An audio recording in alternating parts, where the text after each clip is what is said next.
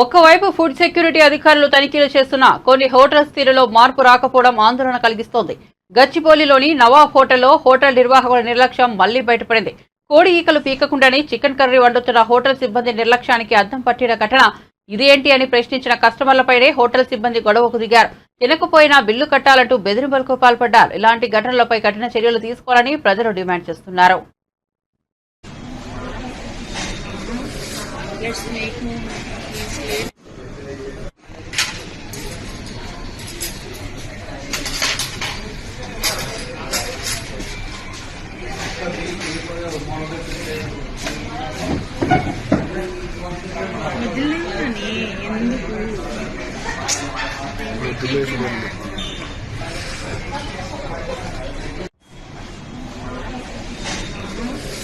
Let's make more.